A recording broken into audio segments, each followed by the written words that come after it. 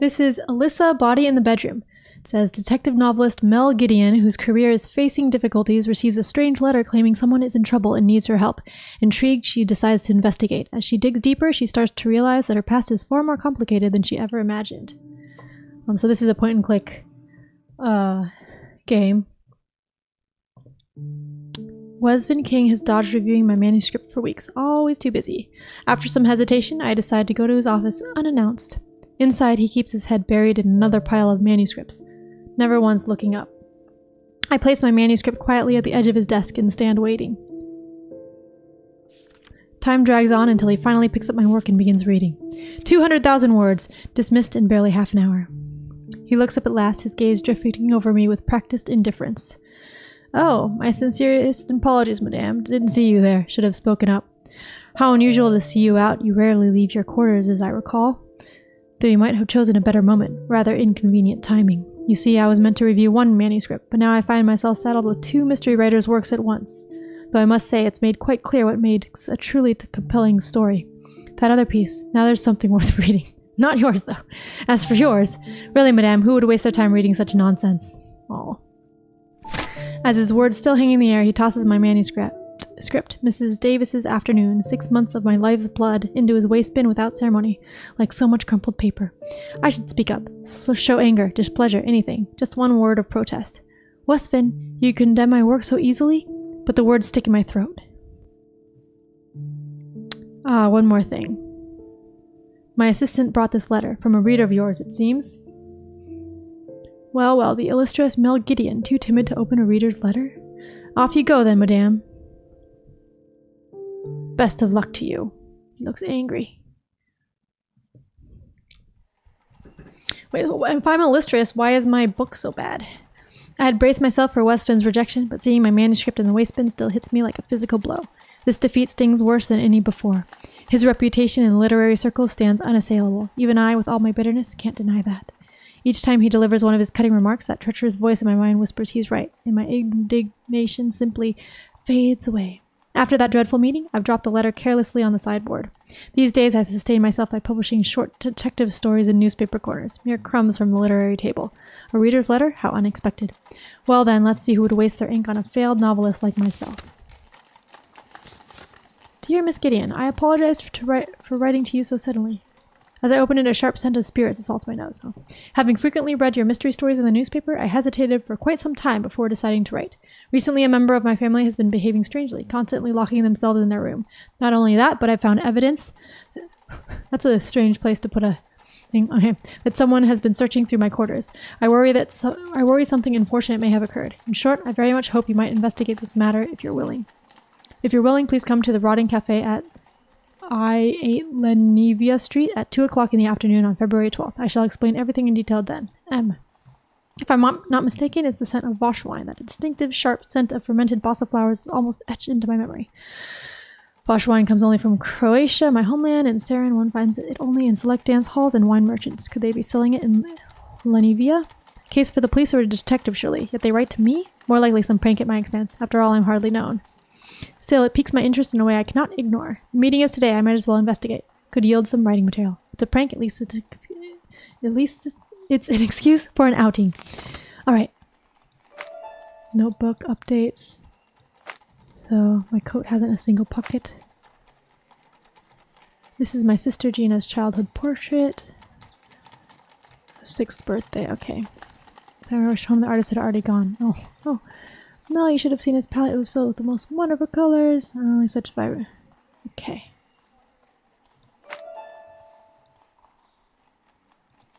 Papers cover the desk. Each sheep killed. Okay, get so absorbed I lose track of time. Ceramic basin for daily washing. Flowers would lift my spirits. Miscellaneous items. The crowds outside make my life seem quiet by comparison. Viewed many rooms. I chose this one for the bookshelf. The rent claims 3/4 of my income. I dare hope one day my own book might find its place among them. Okay, I already did that. Okay. Nothing but black and gray with an air of forced propriety. The hat will do. I like how it shows the check mark like I've already seen it. That's good. The same case that came with me to Saran, marked by years of wandering and the traces of my long travels. Even I've forgotten what's inside. It's locked with a password. Okay. So the letter... Okay. Oops. Oh, that's my... Oh, that's the back button. There's... this is me, a mysterious... Clues obtained. Alright.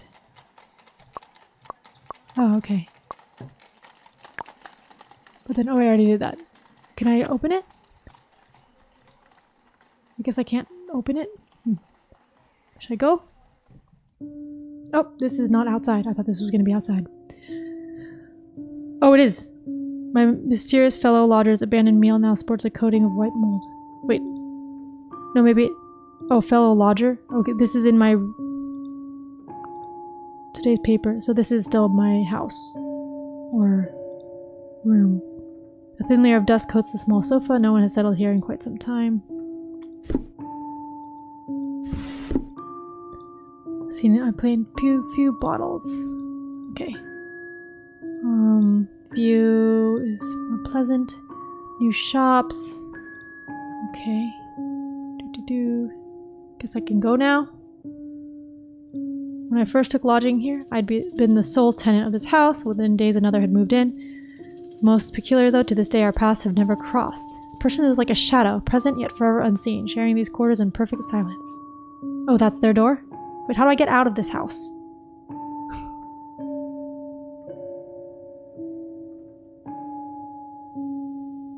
Is it this way to get out of the house? No, that's my... It's my room. And I haven't been able to open the case. It's locked with a password. But I can't, like, use a password. Can I go to the street? How do I get out of the house?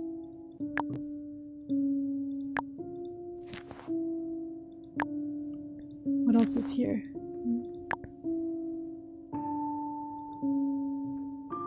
Oh, and if I go here, it just says... It's weird. There's a shadow. Okay. That's what happens when I try to go there.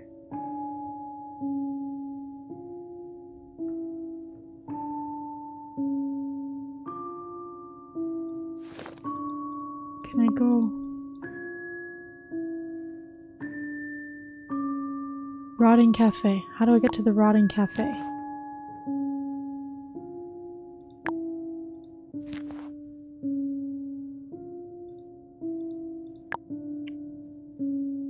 I already looked at that. Okay, wait. Is there anything else I haven't looked at? Oh, here. Wait. Full-length mirror guards the entryway, witnessing my every departure. Is that what they... After checking mirror, leave.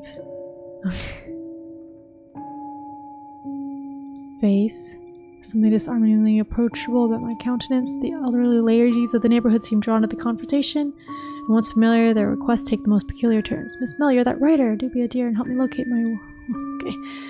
Newspaper pays mere pennies, yet these strange commissions come with surprising generosity. Is their kindness merely pity in disguise? See it in their eyes when they look at me. Sympathy mingled with distaste for the odd woman who writes of dismembered corpses. I'm indeed a failed dreamer. Oh. Evidence of my last misadventure. Canary droppings from crouching in the shrubbery. My life as a struggling novelist seems to alternate between such moments of fortune and receiving peculiar letters. What a remarkably rich existence I lead. Caller. What if this letter is merely someone's jest? Cannot deny the burning curiosity within me. But is that truly all there is to it? Perhaps am I secretly hoping it might lead to something more? Yeah, like I couldn't tell that that was the exit. Time to leave. Like, that was very hard to tell. Cafe is sparsely populated, with only 3 tables occupied. Half an hour remaining before our 2 o'clock appointment, I decide to observe my surroundings. Perhaps my letter writer has arrived early, just as I have. Okay. It's always like this. Don't like me to talk anyway. It's great. Okay. Setting is nice. You say, honest father uses up all one's life. Look at him. Surely spent another night at the card tables. Don't tell me you miss it. So I wait. A young couple. I look at the behind the glass counter cakes. Black lacquered telephone. Okay. Excuse me, has anyone been asking for MEL Gideon? His answer is clear enough. He is not. He ignores the telephone and the customers. Lovely. Let's look there. Wooden cabinet filled with books. The clock. Here's a person. Table. Oh, that's me. Okay. 87-year-old man in hospital declared dead. His son preparing the funeral. Son dies of shock. Heavens, if I use that as a writing material, I might as well hang myself. Oh, was that? Can't be my letter writer. The letter writer had carried an unmistakable sense of unease. Oh, they're leaving. The wall clock shows past 3. I've waited, but not a single patron has mentioned my name. Just as I'm about to dismiss this as a crude prank, commotion erupts outside. A crowd gathers at the street corner, pointing towards an upstairs resident. Oops, sorry. Where's Liz? Why is he alone? I step outside and see a man at a second-floor window, calling out in distress. Matthew, man. Please, please help. We need more people. Miss Lawrence, thank heavens you're back. Stout, middle-aged woman hurries past me, her jewelry jingling. As she runs, I notice her removing a ring from her 4th finger. A blue gemstone ring. Before I can understand why she's removing her ring, 2 men hurry after her. A thunderous banging echoes from above, then silence. Moments later, a man's deep, grief-stricken cry comes from the open window. Liz! The crowd outside descends into chaos. Something dreadful must have happened upstairs. Unwanted images flood my mind, making my heart race. Oh no. And this gets still. I return to the cafe, tear a sheet from the counter notepad, write my contact details, and hand it to the drowsy waiter. Excuse me, if someone asks for MEL Gideon, please give them this note. The waiter barely moves. I dislike mentioning it, but you should wake up. Your coffee beans are burnt enough for the dustbin. Walk away. Reality only truly sinks in as I stand in Matthew Madden's home. This is my first encounter with death. The body bears no grotesque expression, just an unsettling pallor as it lies rigid on the floor. Under the collective gaze of the room, it silently turns my stomach. In this moment, all my previous pretensions about murder mysteries, serial killers, dismemberance seem utterly laughable. Death, I realize, is brutally simple, almost absurdly so. Matthew Madden's wails pierce the air once more. From his wheelchair, he clutches desperately at the bejeweled woman, his crying becoming quite unbearable. Mrs. Lawrence, if I recall correctly. She offers me an awkward smile, attempting several times to extract herself from his grip, but to no avail. It's remarkable how such a frail man possesses such strength. Mr. Madden, sir, perhaps you'd like to dry your eyes? Thank you, there's fresh tea just brewed, miss. Do help yourself. I don't believe we met. Who might you be? Oh, I do apologize. The teacup slips from my grasp, rolling onto his lap. The blanket covering his legs is thoroughly soaked, adding to his disheveled state. I hastily attempt to brush away the tea leaves, but he seems utterly indifferent, giving it merely a cursory pat before dismissing the matter entirely. I'm terribly sorry, my hand. It just slipped. Shouldn't you change? No matter, no matter. It's nothing of consequence. Why is she, like, going in there? I don't know. Seeing that Matthew Madden harbors no ill will, I turn to replace the teacup, taking the opportunity to survey my surroundings. Like, she's not a cop. What? Is, like, the whole crowd going in? It's a modest room with a straightforward layout, one door standing open. The body lies stretched out on the floor with 4 people huddled around it. The acoustics are dreadful. Footsteps from above and murmured conversations create an insufferable cacophony. When we got her down from the rope, the body, it was already cold. She's really gone. Must have been dead for a while. That bedroom door was solid. My shoulders still aching from breaking it down. My Liz, why would you do something so foolish? Oh, poor dear. Everyone present seems to have accepted this as just another mundane suicide. I'm about to follow suit and take my leave, but since the moment I had entered, a familiar scent has been tickling my nostrils, refusing to dissipate. Is it Vosh wine? The pungent aroma of fermented senna flowers permeates the air, growing stronger by the moment. In a discreet corner, I spot the distinctive triangular bottle of Vosh wine. Mr. Madden, might I ask you something? Do you regularly drink Vosh wine? Vosh wine? I do have it occasionally. Why do you ask, miss? Forgive the untimely question. It's just that Vosh wine is exclusively produced in Croatia. It's quite rare here in Saran, and I happen to be from Croatia. Croatia? You know of it? No, not at all. Ah, I remember you. You worked with Liz. Peter Thiessen, isn't it? Yes, sir. Liz mentioned you, said you were a decent fellow. Thank you for helping to get her down. It was nothing, sir. So I got a lot of stuff in my journal now, huh?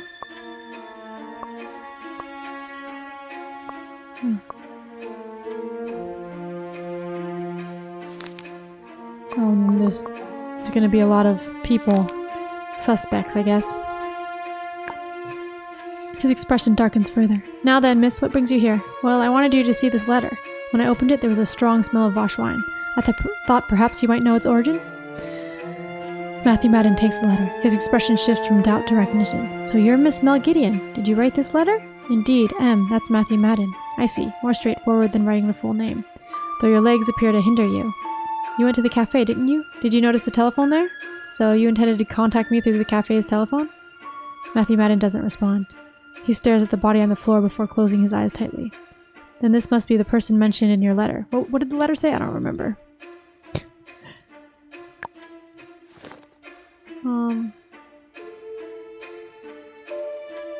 Strangely. Oh, a member of my family has been strangely.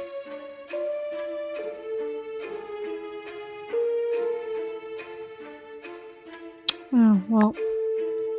Yes, she's my sister, Liz. It's all because of those cursed things. If not for them, Liz would never have come to this. These things you speak of, what are they? Do I have... This is Liz, okay. If you saw Liz's room, you'd understand everything. Oh, yes, it's horrifying. I've never seen anything so terrible in my life. Matthew Madden clutches his head, his expression tortured. I turn toward Liz's room. Now I understand their reluctance to approach that chamber. The makeshift rope still hangs within, fashioned from what appears to be clothing or bed sheets. Matthew Madden, there's something I'm not sure whether I should mention. Mrs. Lawrence's voice cuts through my thoughts. Look, Liz's eyes, they're still open. I think it would be best to close them. They say if the deceased's eyes remain open, their soul cannot find peace. Really, madame, I suspect you're the one who's frightened. What would the living know of the dead's affairs? What nonsense, Groot Robber. I suggested it out of concern for Liz. Oh, oops. I've heard that saying myself. There may be truth in it. If only my legs weren't. Miss Lawrence, would you help close my sister's eyes? What, me? The lady seems afraid. Oh my, I've never touched a dead person. This was your suggestion, madame. Don't look to me. I have no belief in such superstitions. I can't help. How cold-hearted, Groot Raber. Have you no sympathy at all? Oh? Never mind any of you. I'll do it myself. Let me. I can help. We speak almost simultaneously. Peter Thiessen gives me a startled glance, then looks away, falling silent. His behavior strikes me as odd. Something about him seems strange. I'll do it. Thank you. That would be most kind. Oh, so I do that. I drape my handkerchief over my left hand and gently straighten her tilted head to meet my gaze. Oh. There. She looks young, around 23. Moments ago I felt ill at my first sight of a corpse. Now I'm examining one at such close proximity, quite incredible. But why would this poor girl take her own life? Perhaps the body itself might yield some answers.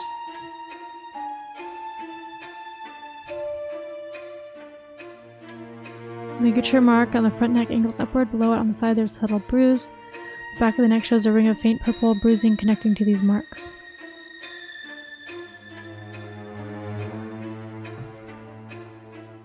All fingers except the thumbs show damaged nails.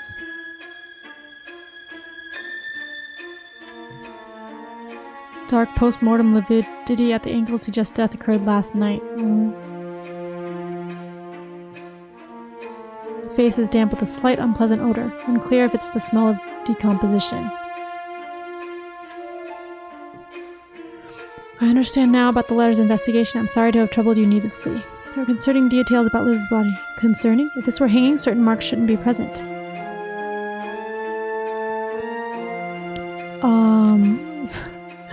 I don't know enough about that. Surface. Front. Upward angled. Upward angled ligature mark. Was it angled the wrong way?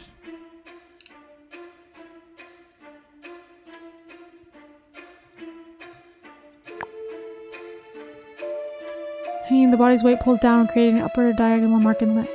These bruises at the back of the neck shouldn't exist. The cloth was very tight. Even with a tight binding, the neck mark should align front to back.